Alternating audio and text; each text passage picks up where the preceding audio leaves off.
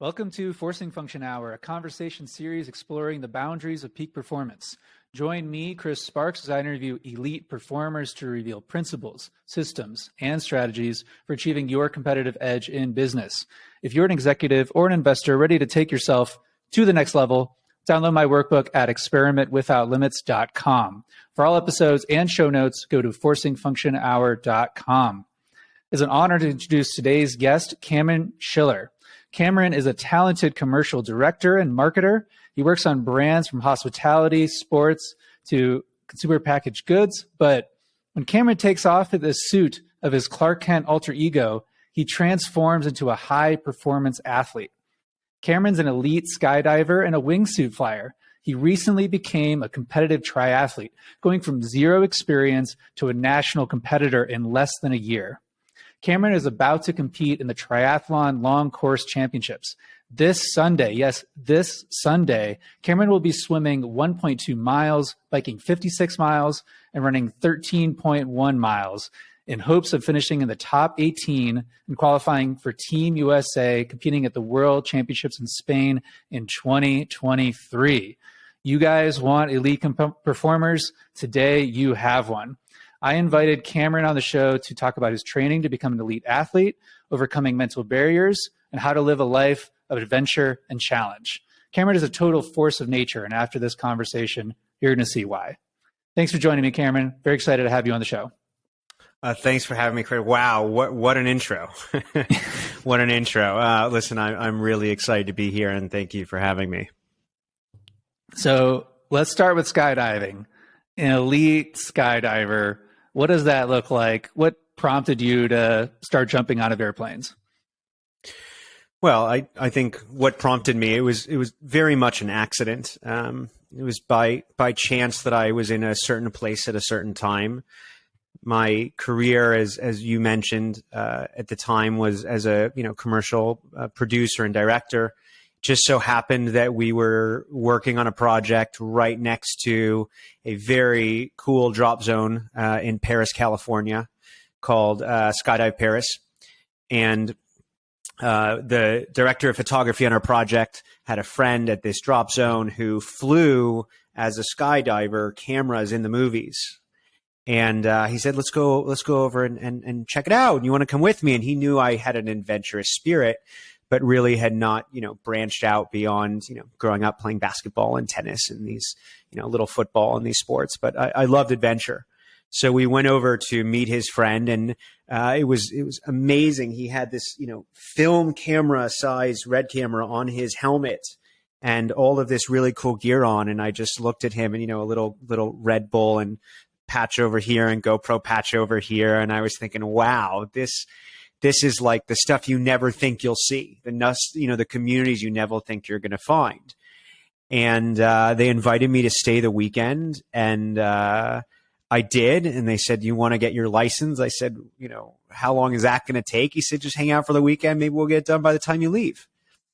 And that's kind of how I got into it. Within after 6 hours of ground school the next day, I was going up in an airplane to do my first jump. And I said, so who do I get attached to in this jump? And they said, you don't get attached to anybody. It's called skydiving, and you're going to jump out by yourself.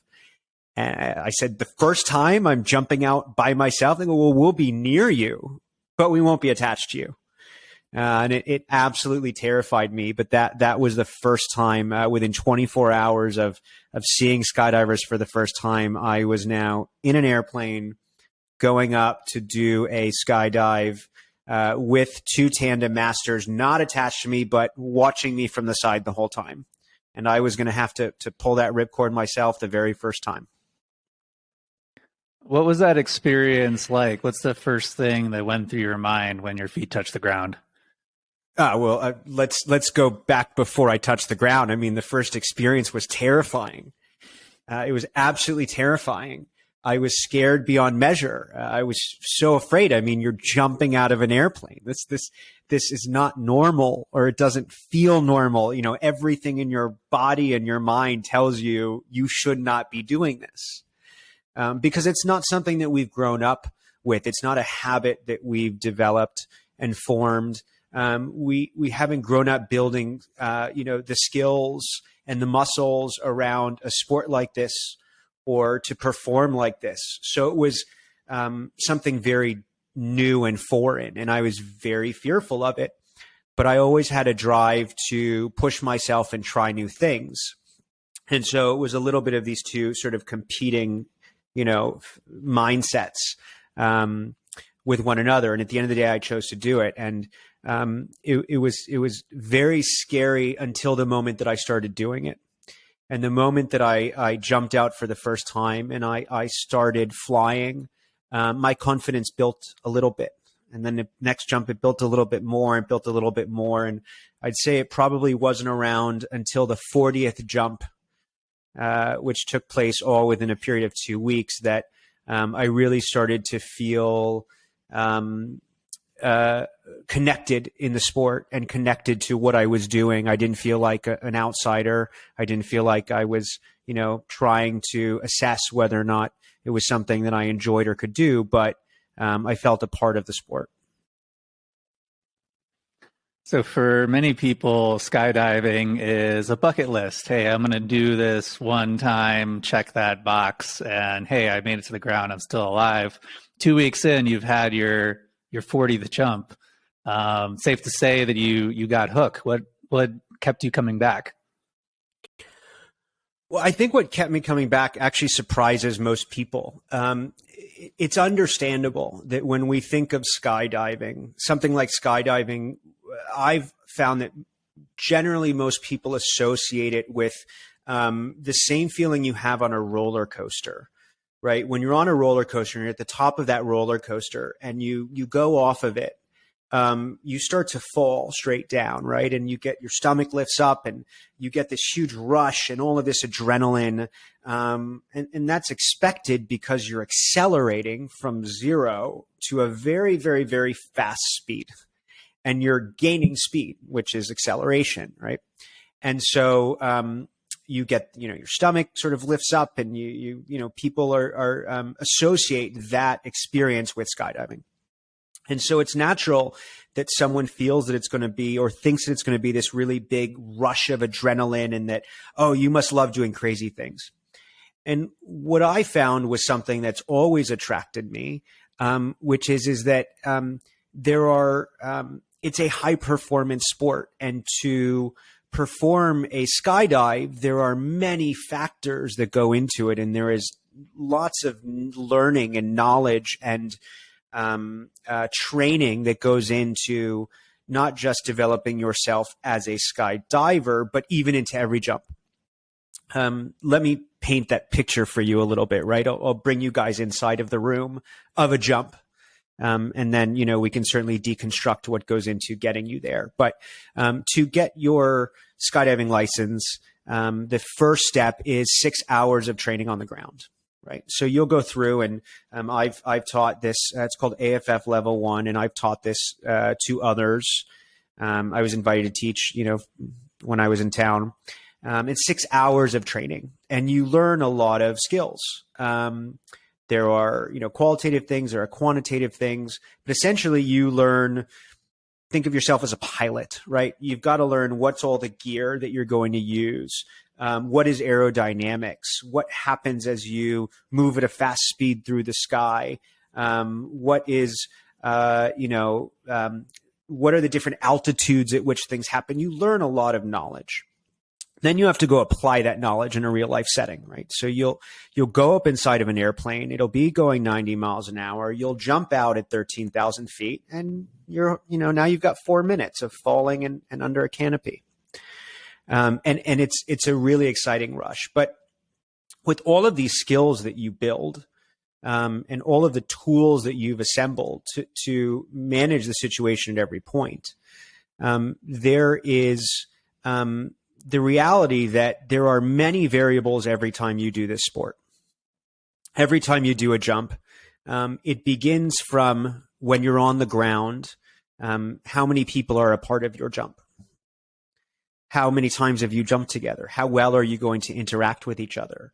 Do you have a good plan on the ground for what you guys all want to do?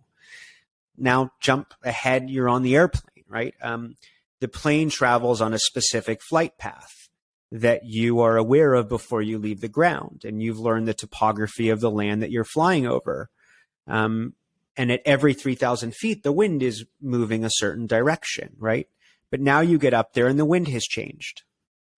And the plane has gone back around and it has to take a different flight path. So now you thought you were getting out here, but you're actually getting out over here. And now as you're flying with other people falling down, there's another 5 or 10 variables that will come in. Perhaps you guys don't realize it and you float off of your course. Perhaps you plan to do a maneuver and it doesn't work out. Perhaps you go to open your parachute and it doesn't open perfectly, which is very common. And you have to make certain adjustments. Let's go into a landing and say that you want to land this way, but there's cross traffic and you have to change all of the maneuvers that you do, right? All of these things are variables. And so if we sort of zoom out from that, it's similar to sports like race car driving, or, you know, sports where there's a lot of variables and a lot of details that you have to constantly be monitoring as you're performing that sport. So it's not even as much as, you know, no day of skydiving can be the same, or no skydive can be the same, but I would say minute by minute of a skydive can never be the same.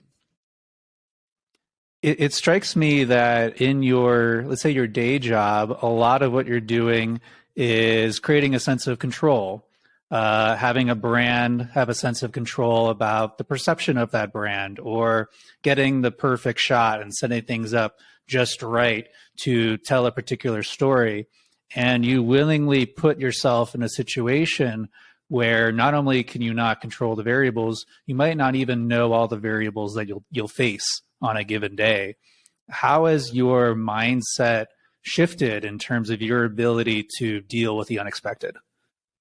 Well, I love that you bring this up, because when I was younger in film, and I've always been a very creative individual, I was always very, I don't want to say insistent, but I was always very confident in my vision, and that the vision that I had and wanted to bring to others would be well received, right? It's confidence in yourself and what you can create. And when I was younger, and I would get some, in the form of a reaction, some sort of resistance, right? I would be somewhat defensive of it, defensive of my position and my inclination and what it was that I wanted to say. And that slowly changed over time. And I actually feel that skydiving has actually been the greatest learning experience for these types of situations, because it wasn't so much that that what motivated me first was to tell my vision, but then as time went on, it really became about how do we together, against a lot of variables, you know, produce something that moves people, right? And it was less about me and more about we. And skydiving, what I've learned every time I jump out of that airplane is that you are immediately going to confront a number of variables and you have no idea what they are.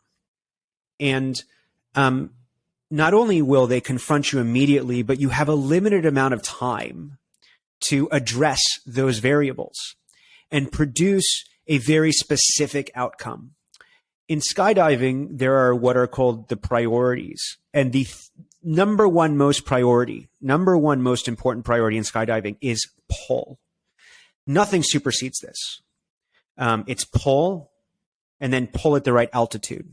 Now, pull means pull the pilot chute, which then inflates and opens up your main parachute. It doesn't even matter where you do this. This is just the number one thing you must always do is pull. Now, there are redundancies and backup systems, but as far as your priorities, this is the number one priority.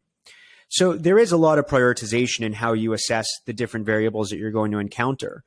But what I learned after that, and I felt after those 40 jumps, was not that, wow, this is the sport for me, but I began trusting myself. And I think trust is something that, is really, a value that I hold very strongly to, which is you spend time building a set of skills. And sure, we can make anything look right on paper. And we can simulate things, right? As a pilot, you can go into a simulator and, you can address the situation a specific way. And every time you can beat the simulation. But real world is where the rubber hits the road, right? We do a simulation on the ground before every jump, and we walk through how we're going to do this jump. I've been a part of 20-way jumps with 20 people. But the moment you get up there, anything can change. And anyone might be changing it. It might not even be you, and something that you can control. And when you jump out every time at 13,000 feet, which is the average elevation at which you jump out, you've probably got about 60 to 65 seconds of free fall time, at which point you will all separate. Your parachute will open above you. It will never open right. There will always be something about it that you want to adjust. It won't always open perfectly. And then you'll take a few minutes and you'll fly all the way down to the planned landing area. Trust is, for me, not only an important value, but perhaps one of the most important muscles that I develop, right? Because at every moment, I need to trust that I have the tools to address the variables that are put in front of me to get me safely down to the ground. Now, I would say, it does take time where for someone to become comfortable with that ticking clock of 65 seconds, right? You do have enough time to address these things. We're just not used to that type of pressure. And we see it as pressure. But 65 seconds is an incredible amount of time to assess and deal with any situation properly. And statistically, it is incredibly safe, but it's trust. So once you trust that you can, handle a situation of jumping out of an airplane every single time, and I've done it over 3,000 jumps, you start to apply that to other situations in your life. And this is where the first real growth started happening for me. Because when I looked at variables that were put in front of me at the time in my work, I would see them as though they might be inconvenient for me at the time, and though they might distract me from the singular view that I have of how something should be done. I have to trust that I have the tools and that I have the skill to not only address that situation, but to drive towards the most favorable outcome. It becomes easier and easier the more you skydive. I can tell you this. And there was a point for me when I began to really enjoy and take pride in that this is not,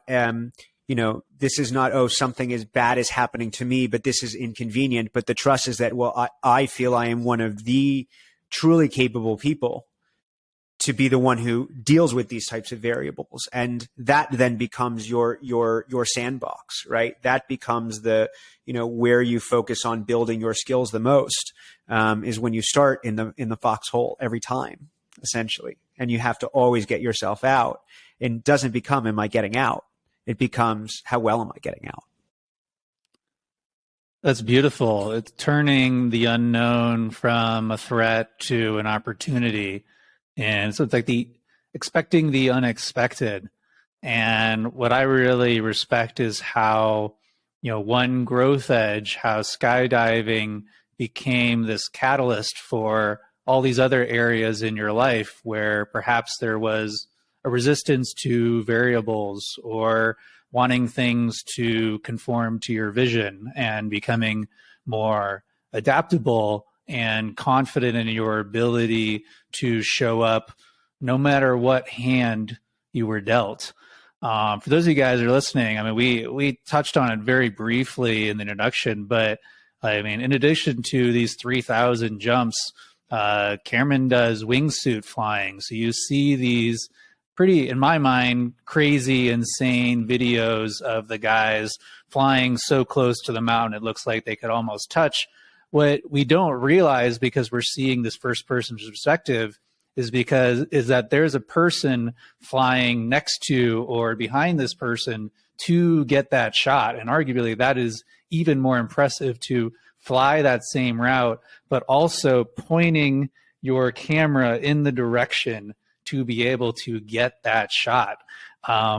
Just tell me, like, what was that like? I mean, this all started for you because you saw a guy wearing a camera and camera that said, hey, you know, come on and let's go. All of a sudden you were the one wearing that camera, getting the shot, shooting those flights. What was that like for you?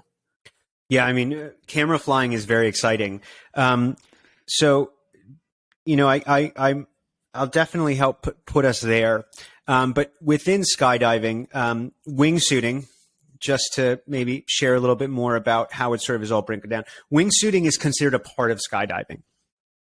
It essentially is skydiving just with a suit on that essentially turns into a hard wing, but all of the same gear is utilized as in a normal skydive with a tight suit, and then when you put on a wingsuit. Now, I know a lot of wingsuiters who fly through the mountains. It's not that they just get there and jump and there's a guy, you know, capturing it. There are many hours and days and days and days and days that they train there to be able to do that. It is a very high risk scenario. I choose not to place myself in that environment. But it is definitely, I have a lot of friends who do that. I choose and have always been passionate about two things. One is still wearing wingsuits, but going outside from an airplane. As well as potentially, you know, base jumping off of buildings and other things. But primarily I stay to, you know, jumping outside of an airplane. Now, yeah, I mean, I grew up, you know, I'm the son of a filmmaker. So, you know, I grew up with cameras in my hand, and I still have all of these toys. And for me, like, I always love being able to bring, you know, an experience to life for others. I think, which is where my, you know, my work and my career sort of comes in content and brand marketing. And so I've always focused on flying a camera. And yes, to all the much, much, much better camera flyers than myself out there, I do. You're all incredible, and in fact, they're more talented than the actual skydivers that they're shooting. Because quite accurately, as Chris said, if you are skydiving this way and you have a camera flyer beside them with the camera, they not only have to also skydive and fly that way, but they also have to know where the camera's pointed to capture the shot. So it is definitely an exciting skill to add on top of being a skydiver. It's reminiscent. You know, Tom Cruise was back in the news recently with the new Top Gun, and everyone talking about, isn't it incredible that Tom Cruise does all his stunts? But again, what we don't realize is the full team of people and all the orchestration that goes to, hey, sit here and do this. There's obviously a lot of bravery to put yourself in that position, but tons of professionals who make it happen, who are like the real stuntmen, the real performers. Cameron, I'd love to bring this to the ground. So you are your alter ego. You are now a competitive athlete, a triathlete. How did you end up running your first Ironman? I know this was a really fun story. Let's start there. Yes. So the pandemic happened, and you know, it affected so many people in so many different ways. It was a time where participating in sports like skydiving were not only not an option, but there becomes a challenge, and there became one very quickly, in how to stay connected to that community. By nature, skydiving is a sport that you travel around the world to do. Very seldom do I do it in my backyard. Not even literally, but within the state of New York. One of the joys is to travel to really wonderful destinations. So I have cultivated friendships in many countries. And so the pandemic made it very hard to stay connected to that community. But that desire to have experiences that still tested our abilities and to continue to build both soft and hard skills never went away. And there was a void. There was a void for 2 years.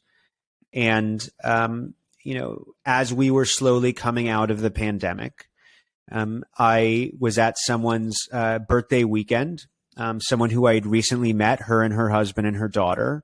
Her name is Alexandra. She has a wonderful husband and adorable daughter. And the group that had assembled for this weekend to celebrate her birthday, the morning after sort of the big celebration, everybody sort of woke up and, there is Alexandra with, this Ironman hat on and all of this gear. And she goes, all right, we're going for a run. And I'm thinking, okay, cool. I'm physically active. Like, I'm up for this. Like, yeah. And she says, we're doing 3 miles. Well, 3 miles to me sounded perfect. Like, that's tough. 3 miles, that's 30 minutes of running. And we did the 3 miles. And she goes, great, we're doing 3 more, 6 miles. I was like, are you crazy? 6 miles? I mean, that's 60 minutes of running. I hadn't done that since I was like 12 years old, 13 years old, right? Actually, I don't even know if I'd ever done that. Well, I had, but been many years, right? And then after, when we, people like 5 of the people in this run fell off and I was like the last man standing, and we finally finished. And then she went on to run another mile and came back. And she came back and I said, where does this come from? And she goes, all right, everybody, let's do yoga. I was like, wow, if only I could. Right. And I felt alive and energized because all of that was very challenging for me. And there was a point at which she, I don't remember the context, but she looked at me and she said, hey, I'm doing a half Ironman in less than 3 months. Come do it with me in Arizona. And the first thing I said was, what's an Ironman? And once she explained it to me, I said, wait a minute, that's the thing where you do the swim, the bike, and the run. You go out and you rip the wet. I was like, this sounds awesome. How difficult is it? And she goes, I have a feeling you can do it. And I said, well, I hope it's challenging. She goes, I think it's going to be challenging. I said, okay, in that case, count me in. I'm in. I'm not going to say no. I will show up. Who's the best coach in New York City to get me to where I need to be in less than 3 months? And she told me, and I went to see this coach who, I later learned coaches the number one, the number one nationally ranked team in the United States. With 4 national championships and 36 team championships. It's crazy. And I didn't know this even when I started. And I went and I swam with him for a day and I did something else for a day. And he said, so tell me why you want to train with us. And I want to do a half Ironman in less than 3 months. And he said, you're crazy. I said, yep. And, I guess it was the first time in 2 or 3 years that I saw this challenge in front of me, almost like back when I started skydiving.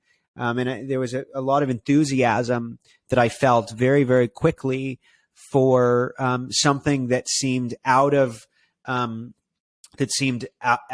my reach or out of the reach. And then I knew, if I told other people that I was doing this, they go, you're crazy. And, yeah, but I mean, I've spent all these years as a skydiver, believing that the extraordinary is not only within our capacity, but the more that you do something, the extraordinary actually becomes something ordinary. Right. And this idea of, to me now, skydiving is normalized in my life. Someone says, whoa, you go skydiving. I'm like, yeah, that's like the entry point to jump out of an airplane. Right. In that community. And I just found myself kind of like that first day in skydiving with this opportunity. And I could sense that a tremendous amount of growth would come from it. And that perhaps it was another journey like before, and another love and passion that I might develop. So the goal immediately when I started was, you have a race in 3 months.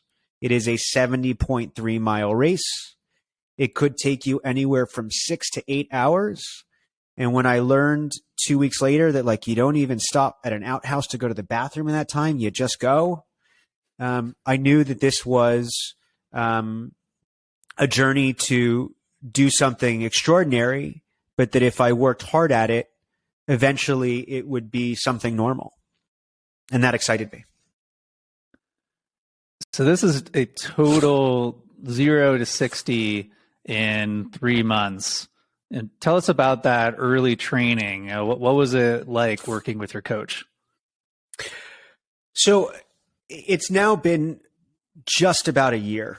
And as a skydiver, there are not too many ways that you can communicate, or I shouldn't say that. I should say when you communicate with another person as a skydiver, you can't use your voice because the wind is between you and the other person. And so you develop other ways of communicating, both through facial expressions, through hand gestures. You might say, relax. You might say, okay, but you need that smile so that people know that you're really having a good time. Or you might say, relax. But you've learned new ways of communicating. And so too becomes, what happens in the world of triathlon. And I began coaching and sort of brought a lot of that into those skills into the world of triathlon. And immediately I knew from my own experience that I was actually going to be on a very specific journey, because I had chosen a goal in a very short period of time that is not to perform well requires actually more time and training to actually perform at my best. My goal was not to perform at my best. My goal was to cross the finish line. So the capacity that you build in yourself and that your coach builds in you is different than if you said, I'm giving you a year and I want to start to be a great triathlon competitor. He would actually train you very differently. He would build base skills, fundamentals, grow you from there, and sort of build layer upon layer upon layer. But I came in and I said, you don't have that. You've got to just take me, go like this, and then spit out something that's going to cross the finish line.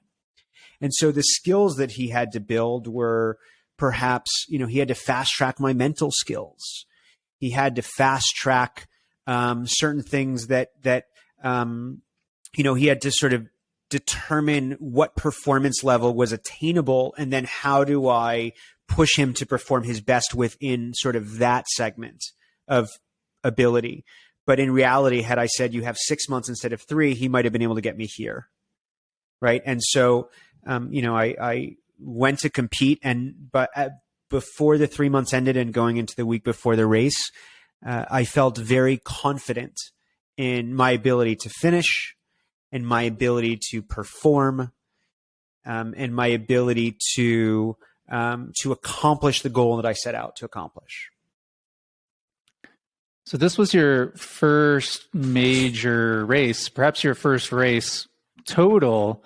You're going in there a little bit green. Some of that naivete is probably helping you. What was unexpected about the race, or what's something that as outsiders we would never guess about running a half Ironman? Well, I think one thing just right off the bat that you would never guess is how many people to your left and to your right actually participate in the sport of triathlon and actually participate in long course triathlon and Ironmans. I'm completely blown away. I mean, I used to think that it was, a very far distant person who, was not, the person next door. And I was amazed and excited to find that people everywhere participate in endurance sports. And it's really, really not just exciting, but reassuring. But I think the one thing that I didn't expect was I was very prepared mentally for suffering. It's something that I had not dealt with as a skydiver, but I had learned through my coach, or been taught, I shouldn't say learned because I'd yet to experience it, but I had been told and sort of prepared for this idea that I would experience a great deal of suffering, and that the body can actually tolerate more suffering than the mind. It's actually the mind that doesn't want to tolerate the suffering. And we actually think it's the body, but your body can tolerate a lot more suffering than your mind wants you to tolerate. And this is something that I've learned, and is a constant battle for me, right? That's actually the battle that I go to fight every single time I race now. And I found that everything goes according to plan until it doesn't. Very similar to skydiving, right? Everything goes according to plan. And skydiving, usually the second you get out, then the plan's gone. But I found that the first 2/3 of the race, I was feeling great. Everything was good. It was exactly as we had talked about and we had simulated and we had worked through in my nutrition plans. And, I was hydrating at the right times. And I said, I'm going to do this. And actually, I think I'm going to be fine when I'm done with this, right? And I was like, no problem. I got this. And then it was exactly mile 4 of the run, which is probably 4 hours into the race or 5 hours into the race, at which my body completely shut down. Now, I didn't know why, because so much of our time that we had been spent building basic skills. How do you swim? Actually, really, I had never been in a lap pool before. So how do you swim, right? And I knew from skydiving that I had a really great ability to mimic technique. So one of the things I learned about myself is if you show me how the body should do something as a skydiver, you have to be very exact and very precise. And so I said, this is what I can bring to the table. That if you demonstrate things for me, I can mimic them incredibly well. And that's what I'm sharing with you, I think is a sort of superpower that I have to accelerate getting me where you want me to be. Right. And I offered that up. And so we focused on this. Great. I'm going to take that and I'm going to take this and I'm going to prepare you for pain. And this is really great. Everything goes great until it doesn't. And so I found myself, all of a sudden, my whole body shut down. And I didn't know why. And I didn't know why because I was, I had very limited experience and knowledge to pull from, even today. I now understand the difference between things like aerobic and anaerobic and, VO2 max and, how to, strategy for a race. But I'm still so early on in this game. It's only been a year in this sport. But I've in the time since that race and this, I've learned now a lot of the causation of things. But I didn't know why I was experiencing these symptoms. And the only thing I had to rely on was simply my mind. And for, these additional 8 miles, I had to psychologically find a way to move my body for 8 more miles. And now I have more tools in my toolkit today than I did then. But it truly was the first time that I was faced with how much do you want to accomplish something? It's not just great, I have the skill and I can do it, but do you really, really, really, really, really want this? Because the pain that you are enduring was unimaginable to me. And it turns out that when you want something bad enough, you can increase your chance of succeeding and accomplishing that so many-fold beyond what you think is possible. And in my case, I did finish. Today, now I take my hat off because there are tens of thousands of people who do this all of the time. So, that is the one thing that I was most surprised by is, the mental challenge that I would have to face. Tell us about this mental battle. What are the arguments that you were facing to stop, to give up, to slow down? And what's your self-talk? How are you bringing things back to keep putting that one foot in front of the other? Sure. Well, I think there's two. Now, this is just for me. Everyone, I think, develops their own approach. And it's through testing and learning that you really find what does motivate you. What motivates me today in, confronting these, these very big challenges and seeing if I can get myself there quickly. Those are things that really stem from, growing up and it has really fueled my participation and, my love for things like this, but why I challenge myself. But ultimately, there are two things that motivate me in a race. One of them is more the skydiver mentality. Everything you do matters. There are certain things matter more, certain things matter less. Some things are not worth, certain things you should prioritize more. But in a triathlon race, truly every second matters. I've lost positions in finishing races by 2 seconds in a 2-hour race. I've lost a podium position by 15 seconds in a 1-hour race. And these are different length races, still swim, bike, run. I have, missed qualifying for something by 1 minute and 8 seconds. Well, let's break down a race real quickly.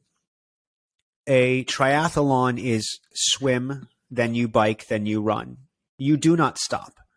You transition your equipment, your gear, and your in between each. So you will do a swim. You will go into an area. It is still being timed. You will take off your wetsuit. You will put on your biking gear. You will not even take time to put on socks. You will go bike. You will come back. You will take that off. You will put your running shoes on. Then you will go run. Then you will cross the finish line. You can lose 8 seconds by putting socks on. So, if we do the math, I have already shared with you 3 races that I would have performed better at had I not put socks on. Right? Just that simple thing, right? Not putting socks on in a race. There are some people who have their shoes already clipped into their bike because it takes too much time to put those shoes on. And so as you begin to break a race down, I hit this hill, I slowed down, I didn't hit my 15-second mark. You realize that those 2 seconds, 3 seconds, 5 seconds, 18 seconds could have been made up had you not taken your foot off the gas here, here, and here. And you don't know, as you're going through this race, how much time you need to save because you also don't know how much time you're losing. And so you really, in this sport, seconds matter. And every, opportunity you have to pick up time, you want to pick up that time. I'm going into, on Sunday, I'll be competing in, as you mentioned, the long course national championships. And there is a clear strategy on that we've developed over looking at everybody's times from last year, as well as who everybody is that is racing, with all of the variables of the terrain and 4,000 feet of elevation. Exactly, if I perform a certain way in the bike, how fastly do I need to get through that transition? Do I have time to take an extra gel pack with me or take a sip of water even, or do I need to make sure I get on that bike and hit a certain time? And so these are all things that you're sort of faced with in this sport. And so that's one part of the psychology, which is everything matters. I think the second one really is why do you do this? Right? The why, like what drives you to compete? And if you're driven to compete, for me, it's a sense of accomplishment. For me, it is, every time I do a race, how much better am I doing? How much harder am I pushing myself? And that's my, affirmation in life that I carry into my work and my personal life. Incredible. You mentioned your superpower of mimicking technique, and I want to leverage your superpower for a minute. Could you give us a quick crash course on proper technique? I assume that when I'm in a pool, when I'm running, I'm doing things completely wrong. What are the common mistakes that people make when they're doing these aspects of the triathlon? So because I'm not an expert in the sport of triathlon yet, by any measure, and I think it certainly is not only, the great thing about the sport is that it's done by age group. So it really is a lifelong pursuit. I mean, if you don't mind, I'd love to teach you something about skydiving, because it still is I can do that in a skydiving world of how things that I think is much more relatable to people today. If that's okay, can we use that as our example? Sure. Okay, great. So when you're in the sky, and if you've ever seen a wind tunnel, right? It's like the eye flies, that is a replication of the sky. A wind tunnel is a tube, and the wind comes from the ground vertically up, and you float in it. This is very similar to being on the highway at 90 miles an hour, right? And you stick your hand out the car window and you sort of turn your hand and whoa, all of a sudden your hand flies. That's aerodynamics, right? That is what happens in the sky. In the sky, it's about 140 miles an hour. In a wind tunnel I fly, it's about, it can be anywhere from like 85 to 120, 130 miles an hour. So it's a very good replication of the sky. And it's where sometimes we'll train and do a lot of things. But the form that you develop as a skydiver is very similar to gymnastics. How you are positioned with that hand outside of the car. Imagine now trying to do somersaults outside of that car at 90 miles an hour. How do you do that? It's years and years and years of training. So what are some sort of examples that I can help explain? So there is a position in skydiving called sit flying. Now, I'm in a chair here. And if I just raise my hands, right, imagine that I'm sitting. And so my legs, go out and down, right?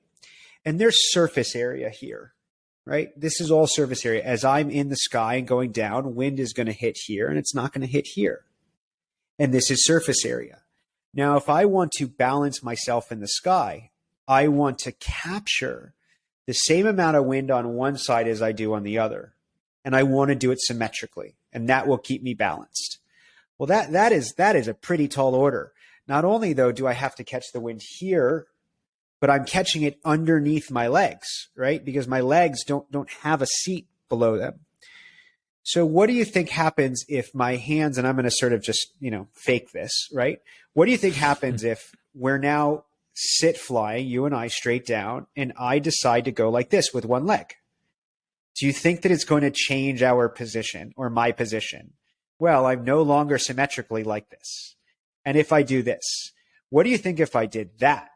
Do you think that perhaps wind might catch this part of my hand and turn me 180 degrees or even 360 degrees? The answer to that question is yes. So to give you one more example, to get in this position a forward drive, right? You can actually do this. You can move yourself forward while being in a seated position of skydiving. It's crazy. I mean, the videos are so much fun to learn this stuff. So to drive myself forward, you do more than just capture wind on your arms and on the underside of your legs. You actually capture wind right here. And you actually capture wind right here in the small of your back. And so if I want to drive forward, all I have to do is move my chin forward about 1 inch, and I will no longer capture the wind here, and I will drive completely forward. If I want to move backwards in a seated position, I will move my chin backwards, and I will capture more wind here on the back of my head, and it will drive me backwards. And so these little movements of adjusting my head like this and of my hands and adjusting a hand position this way or that way will completely change the trajectory of my body. And so these details matter so much that sometimes we even focus on, is our toe pointing this way or is our toe pointing this way? So when you think about how much control you develop over your body, it's a lateral move to then go into another sport and to say, show me what you need me to do with my body, right? Because you've spent all of these years building a skill to control all of the little parts of your body. I can see how that would be really transferable as a superpower, where if you can be shown where your body needs to be, being able to do that and thus putting yourself in that position, you can internalize what it feels like to replicate it. So we've been talking about the last miles of your first race, overcoming this mental battle, managing to finish. You've put 3 months of insane effort. I think there's no other way of putting it, to finishing something to prove that you can do it. And you finished the race, you crossed the finish line. What happened next? Well, the first thing I did was someone came over to me and said, "You ever going to do that again?" I said, "Absolutely not." And then, a day later, I was singing a different tune. It was tough. After that race, I suffered from depression. I became very depressed. It was probably a 3-month period of the least amount of activity and social engagement that I had done in a while. And this was coming out of COVID. So, I don't say that lightly. But I became very introverted and very depressed.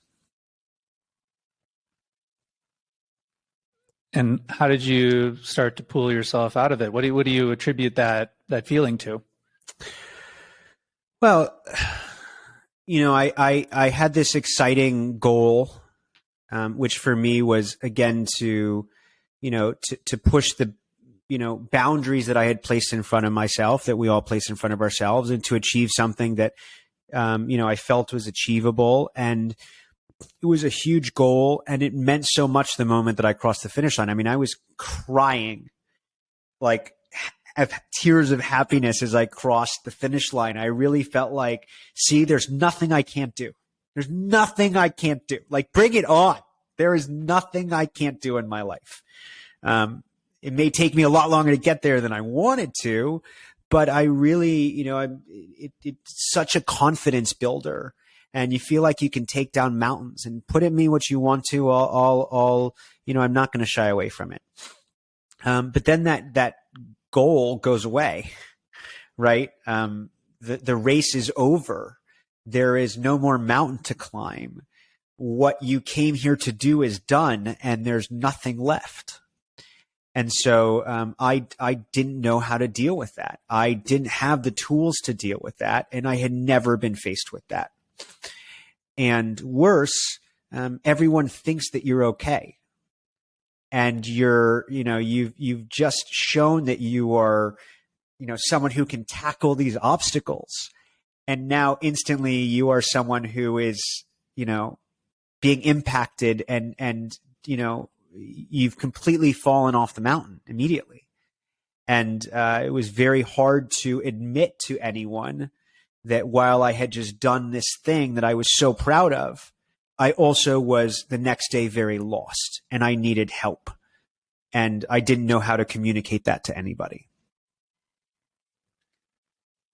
It's wild. It's an aspect of high performance and being a high performer that I don't think gets talked about often enough, because there is this, culturally reinforced, put your head down and do what's necessary to finish, to ship. And, you put years into your startup, and you finally exit, for millions of dollars, or you have this dream to produce this film, and you finally watch it on the big screen, and, achieving this dream that you weren't even sure that you would ever finish it. And it's there in front of you. The accomplishment has occurred. No one can take that away from you. And just the question of, okay, what's next?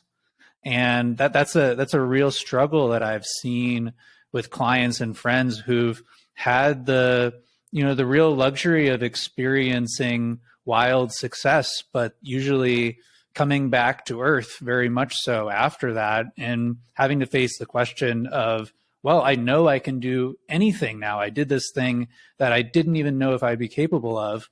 What do I want to do now? And that's such a big question to face, and it could certainly be paralyzing. You mentioned this 3-month period of really processing that, hey, you've proven to yourself that you can do the extraordinary, that you are not ordinary after all. How did things shift for you? I mean, this was a year ago. You're prepping for a race that I know you're going to finish. That's no question. You are competing. You are trying to be in the top 18 of a pretty large and talented field. What changed for you in terms of why you showed up to practice, why you continue to put in that work. I really have to credit my coach, Scott Berlinger. He's a phenomenal coach, and he's been doing this a long time. He's produced really, helped so many people achieve extraordinary things as triathletes and as swimmers and as runners and as bikers. I can't say enough good things. And I think he understood something that I didn't at the time. And he had experience with something that I didn't at the time that I was going through. And the goal that I had, the accomplishment that I had was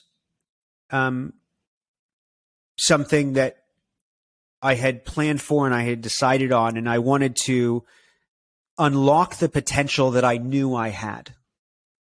And so there was an element and an aspect of Scott helping me accomplish something that I felt was in my reach, but I needed his help to do that. I needed him to help me build the skills to do that thing that I knew I could do. But I hadn't fallen in love with the sport. I'd fallen in love with that goal.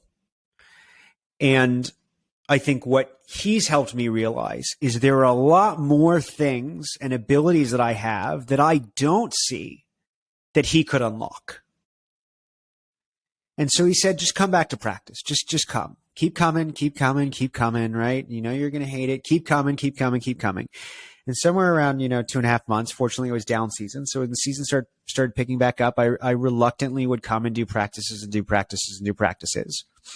And I didn't have a goal of my own, but slowly he started unlocking potential that I had that I wasn't even aware of. And all of a sudden, my mile time goes from 10 minutes to 9 minutes to 8 minutes to 7 minutes to 6 minutes. My last running race, which was actually during a triathlon, I competed in the short course national championships. There's more than one national championship. There's short course, long course, and a few others. But I competed earlier in the year in the short course national championships. I went from like a 9.5 minute mile pace to in the national championships running a 5:58 per mile pace. Absurd. Right? And so I didn't even know I could run until he unlocked, right, this potential. And he not only showed me that there are a lot more goals that I could have that would excite me, and a lot more opportunities to challenge myself beyond that one, that is not the end all be all. You can tell yourself it is the end all be all, but it is not. There are always ways, if you fall in love with the sport and the journey, there are so many exciting things to challenge yourself with. And I hadn't been open to that in those first 3 months. There also wasn't time to be. And then slowly he started showing it to me, and he started unlocking potential that I had never unlocked before. And I really fell in love with the journey of being a triathlete and the endless opportunities you have to test yourself, to race, to build new skills. And what I love most about the sport is that you never age out of the sport, because it is competitively done by age groups. There are amazing competitors who are 50, 60, 70 years old. And so I feel very fortunate to have found something I love doing, that I can build skills in, that I can test myself in, and that I can push myself in. And there will always be a place for me competitively until I choose to stop doing the sport. That's phenomenal. I really like the way that you've described the impact that working with a great coach had on your performance. It's something that I see in my work. I think there's a big misnomer that the role of a coach is to help someone improve. And the way that you put it was unlocking someone's potential. I see it as like, we already have what we need. It's just a matter of accessing it and having someone to, cast that mirror on yourself to show you what's there, but you don't yet have the capacity to see in yourself. That process of really tight feedback and having someone who sees that potential to bring it out in you is just so invaluable. I'd love to hear about your experiences competing with the full throttle team. There's something that we say often here at Forcing Function, that the greats come up together, that several of the members of your team are like world-class athletes, people who are on the podium time after time. How has that encouraged you, allowed you to be better, bring out this full potential to be swimming, biking, running alongside this team? Sure. And I'm so happy you asked about the team, because I really have become so fond of it in such a short period of time. Full Throttle is a team of 75 to 100 athletes, all who train together on a daily basis. We train out of Chelsea Piers in New York City, which is our home facility. It's a 150,000 square foot facility that has a 6-lane, 25-yard pool, quarter-mile indoor track, a dozen trainers, indoor cycling rooms. It's really a phenomenal place. And we all come together every morning at 5:45 a.m. and 8 a.m. sessions to train together. And we train 5-6 days a week together. These are, people that you'd see every single day from, they work in finance, they work in sports, they work in arts and entertainment, and they still come together every single day to work on this together as a community. And we say we train together, we race together. And this is a really big part of, I think, the community of Full Throttle is the first real core value that I felt is everyone belongs here. This is a place for everybody, whether you're a beginner like I was, you are a first-time competitor, you are a national competitor, or you are a world championship competitor. There are currently 11 members of Team USA that train on Full Throttle. For team national championships, actually 39 team championships now. It's really phenomenal team. But there is something to be said for coming together to train and the impact that has on the skills that you build and the community that you forge, and the confidence that you have in yourself when you go to race. Talk to me about that in terms of this sense of community. Why is it so important? Well, community has always been an important thing for me. It's always something that I've looked for. It's one of my 5 core values in my life is community. I've always, it's, in business, we talk about feedback loops. For me, community is an always on feedback loop of things that of how I live my life. Right. It is an always on feedback loop. And we tend then to seek out those, those whose values we align with. And I think that, look, no one wants to, I've grown up loving sharing journeys with people. For me, the sense of accomplishment is more exciting and more enjoyable when I have that experience with someone else, when I share that with someone else. But also it's that, people in your community can also, I think it's a support structure in sports like this that are really, really important to have, because like in all things in life and in sports, you are going to have good moments and you are going to have challenging moments and you're going to have great experiences and you're going to have difficult experiences. And I think that when you're connected to a community, it's a place where you can build skills, you can build relationships, but you also can tap into institutional knowledge. You have a support structure to help you deal with, whether they're great challenges or difficult things.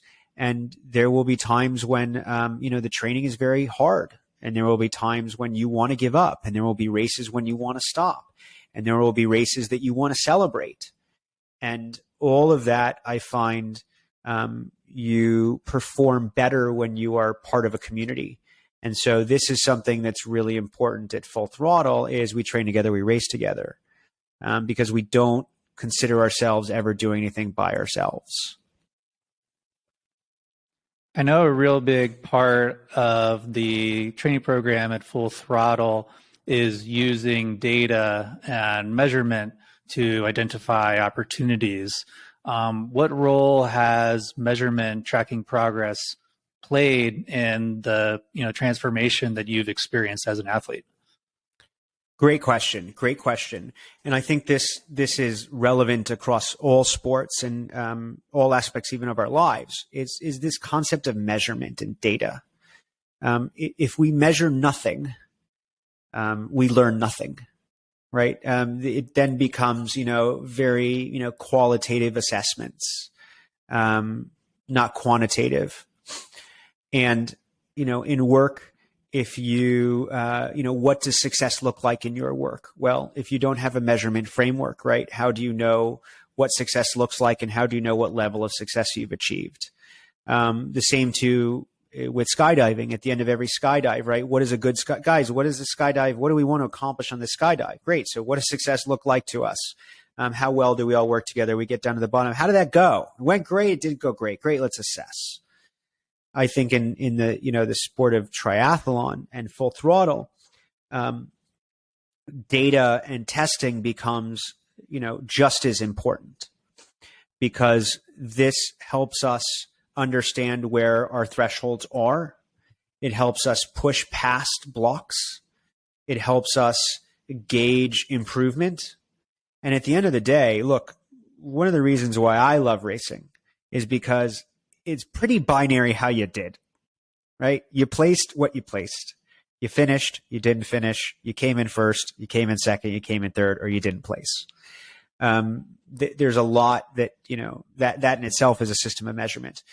But when we look at data, and this idea, something that I've really carried into the team is this idea of like unlocking the value of the data that is invisible to you. And this is something that excites me more and more and more. And that, I'm really working with the team, and developing some of my own initiatives to really help us better unlock the data that's invisible to us all. And, the same way that my coach unlocked these abilities that I had and wasn't aware of, so too that must exist for everyone. And I believe even beyond what he can see, there must be hidden potential that we've yet to unlock. And for everybody, it's going to be something different. But the same way that, if we can add just 2 seconds to your performance in a 1-hour race, Chris, that might be the difference between you being 4th place and you being on the podium. And we know that because it's happened, and it's happened to me many times. Cameron, I have to put you on the spot here. This concept that there is data that is invisible to us, but could be the difference. Talk to me about that. Like, what are we missing? We can talk about this in a performance context or a business context. Totally up to you. Sure. Well, I'll let you, take us down which of the two paths you want, because I don't know that I'm an expert in either one. It's something that I've experienced and seen, in all of the sports that I've done, and something that, you accomplish something with a team, even in business, that, is an incredible challenge, and you learn new things about yourself. It's a question, it's something for those who are, of the curious mind. And I know that it exists. We've seen that it exists. So, I don't have the answer for you what this looks like. But I do know that, for everyone, right? Look, there's a saying that I have, look, when I started in my pursuits, and I've talked about this, recently, I used to think of, what drove me was to, take the ordinary and accomplish the extraordinary, right? That everybody is ordinary, but has the potential to be extraordinary. But the more that we accomplish, we set goals that and we take down barriers, and we accomplish goals that are extraordinary in our mind, the more often we do that, the more that actually becomes normalized, right? If a skydiver comes over and says, "Hey, what'd you do today?" And I say, "I did a skydive." He's like, "That's it? All you did was a skydive?" Right? But if I go to my friends and say, "What did you do?" I went skydiving. Like, "Oh my God, that's crazy. Like, you went skydiving?" And it's that, through, accomplishing and, taking down these sort of barriers that we put in front of ourselves, the things that we tell ourselves are not attainable, the more that we begin to do that, the more that we normalize what we're capable of, right? It is not something extraordinary, but it is in fact normal. So too in the sport of triathlon, right? Someone recently said, wow, that's so awesome you did a half Ironman. And while I was very appreciative that that person wanted to share that sentiment with me, my thought was, well, actually, that's kind of just the entry point in this sport of 400,000 people. Right? There are 400,000 amateurs, ordinary, everyday people who go to work like me every single day, 400,000 who are members of the USAT, who compete in short and long distance endurance sports. And to them, like, you did a half Ironman. That's great. What was your time? Is the first thing that they're going to ask you, right? They're not going to give you a pat on the back that you finished. They go, oh, what was your time? Right. And it's because, that behavior of accomplishing a task like that to that community is normal, and it's become normalized. I think that's an incredible point about redefining your sense of normal, that your environment, who's around you, what they reinforce, what they value, in essence will become what you do, what you value, what you think of as just another day or a day of being extraordinary, of taking on something extra normal.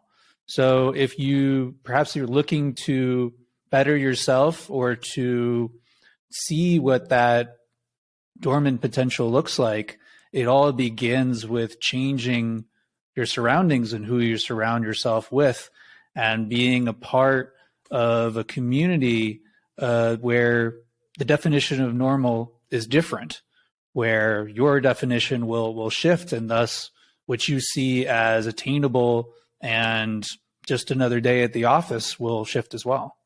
Yeah. And that, carries over, as it has for me, I believe it will for others, into every aspect of your life, right? When you approach your work, and I think this takes us back to where we began in our discussion, which is, how does this connect to your work?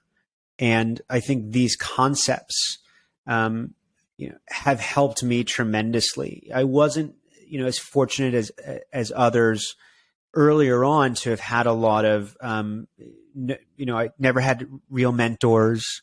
I had to learn by doing. I never really took that much from college. I was a screenwriting major. And so I really had to learn by doing. But a lot of these principles that I've learned in the sports world, I found the more that I started bringing them into my professional career, the better teammate I've become, the better leader I've become, the better performer I've become. And I do believe the better human I've become. How have you been able to apply these principles from sports to the rest of your life? Well, I think the first is that you can't control everything, right? There's a lot of things you can't control. There is no perfect scenario, I think is the way that I've looked at things. But look, we all experience in our life things that make us laugh, things that make us cry. We have moments we'll never forget, and we have moments that we can't wait to erase. These are all emotions that are part of being human and that are part of everyday life. It's the reality. Now, some cultures celebrate the things that we don't, and for some it's the opposite. But no one is immune to any of it.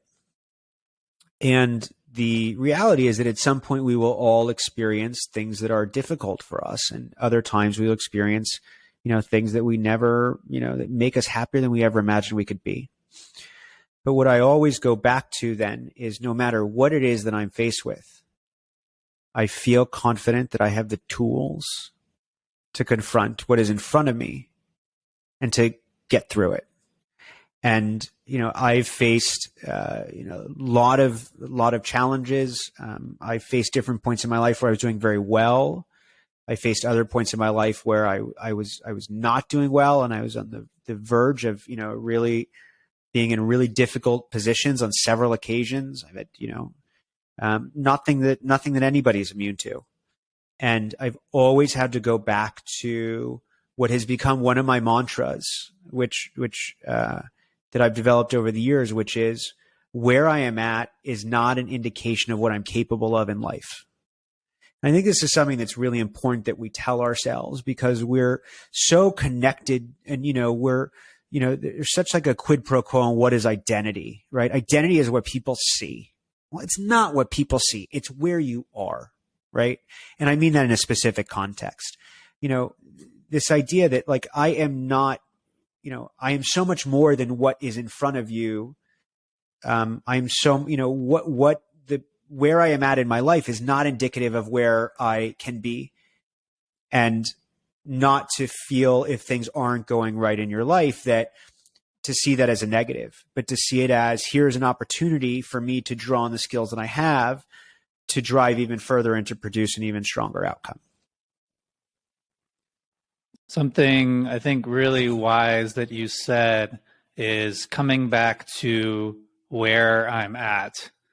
As you put it, that where I'm at does not indicate where my potential is, what I'm capable of. And I find that, this is a long road of self-actualization, of realizing potential. And in order to finish the race, you have to stay in the race. And it's not a straight line.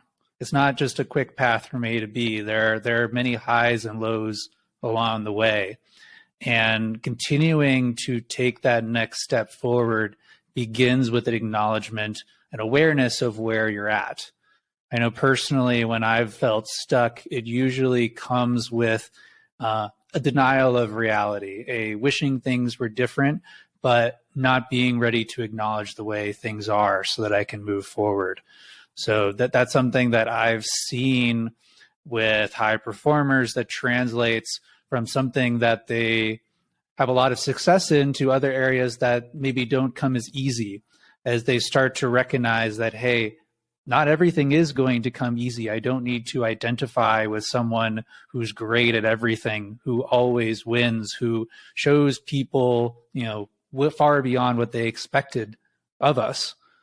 But acknowledgement of, here is where I am now, allows for the ability to identify that next step forward. Absolutely. Absolutely. And, something that you said just gave me sort of a little flashback, which is why, if we want to bring this back to skydiving for a minute, this idea, right, that I want to quit, right? Well, as Steve Harvey has said, right, if you quit, you'll never know whether or not you could have done it. So, it's one thing I love is the motivation of Steve Harvey. But, as a skydiver, we talk about all of these variables, and we've touched on a few. The wind changes at certain elevations, your plane's not in the right place, but there are other types of things that can happen during a skydive. Your parachute cannot open the right way. In fact, it actually never opens the right way. There's always an adjustment that has to be made, but there are things that can go, really wrong with how a parachute opens. You have the skills to deal with it, and you've been trained.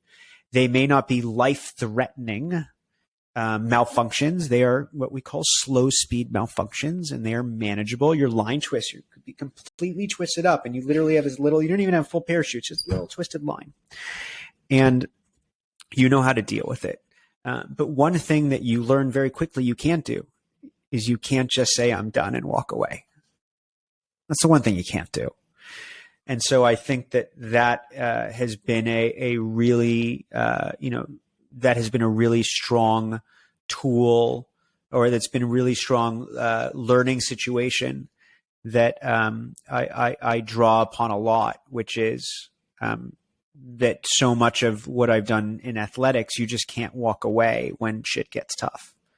And so in life, as much as we want to, click our heels together 3 times and say, I wish I was somewhere else, the reality is that you're not somewhere else. You're exactly where you are. And life isn't happening to you. It's not, life is happening.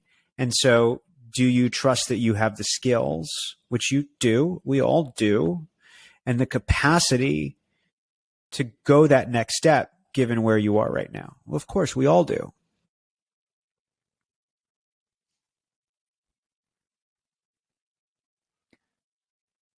I think perhaps all of us could use a little bit of a push these days, maybe taking on a challenge to see what we're capable of.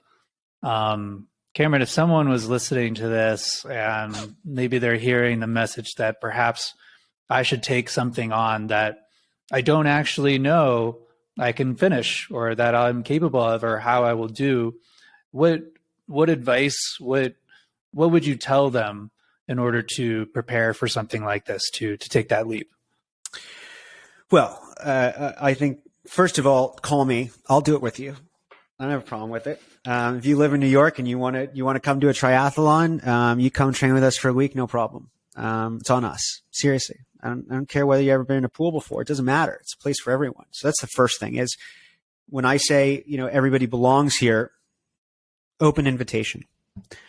But that's a great question. And I think for everybody, it might be something different because we're all driven. There are different things that interest us. But find something that you've told yourself a couple of times that no, you couldn't do it. But deep down, you wish you could, right? I wish I could get on a horse and, jump like other people that I know, or I wish I could do this, but it just seems too far away from me. And give yourself figure out what that thing is that you've told yourself you can't do it. Or maybe now's the time to admit to yourself that you haven't done it because you told yourself you can't. And then give yourself a time limit. Give yourself an unreasonable time limit. If you think it's going to take you 6 months to learn the skill to do that, give yourself 3. If you think it's going to take you 3 months, give yourself 6 weeks. Put a date on the calendar and commit to doing it, and then figure out how to get it done. Right? You'll figure out how to get it done and you'll move yourself forward. But the first thing you have to do is identify something that you in the past have told yourself for whatever reason you can't do. Then commit to doing it and commit to doing it in half the time you think it's going to take you. And the experience you will have over that period, I promise you, you as an individual will grow in so many ways that you are aware of and in so many ways that you're not. You will build potential that you knew that you had that you now improve, and you will build potential in things that you never even knew you had. And then when you're done, pick something else or keep doing it. But that mindset of, I not only am capable of doing something, but now challenge yourself to do it in an unreasonable amount of time, I think you'll surprise yourself what you're capable of. Creating the opportunity for surprise. And it's in the name forcing function. There's an inherent magic to committing to something ambitious because you will find a way to do it. That first big step is always the hardest. Cameron, I think that's a wonderful place to start to bring this to a close. I just want to acknowledge and thank you for sharing all the things that you've learned from your jumps, from your races, from your experiences of pushing yourself and finding out what you're capable of. I hesitate to use the word inspiring because I know what you do is normal and should be treated as such, but it's to see the level of intention that you bring to what you do and the curiosity of who's going to show up and what's going to happen when I can't control everything. I think it's really, I really admire it, and it's been wonderful to hear more about what's happening on the inside. So thank you. Thanks for having me, Chris. Before I let you go, is there anything else that you'd like to share? Is there any place that you'd like to send those who might be listening, who might want to connect with you later? You're always welcome to, find me through my website, CameronSchiller.com, my Instagram, which is also .com/CameronSchiller, are probably the two best ways. I love hearing from people. It doesn't matter who people are, whether it's sports or whether it's other things. I love the, connecting with like-minded humans. And I'm very genuine when I say, if you are in New York City, or if you ever see Full Throttle at a race, come over to us or call us, show up at training, and you can roll with us for a week, because really, accomplishing extraordinary things is something we're all capable of doing, and something that we invite everybody at all levels to come on that journey with us. For all those who are listening, thank you for joining us for another insightful episode of Forcing Function Hour. Here at Forcing Function, we teach performance architecture to a select group of 12 executives and investors in meaningful companies. If you're ready to raise your game, download my Peak Performance Workbook for free at experimentwithoutlimits.com. Thank you so much for joining us today, Cameron. See you all again soon.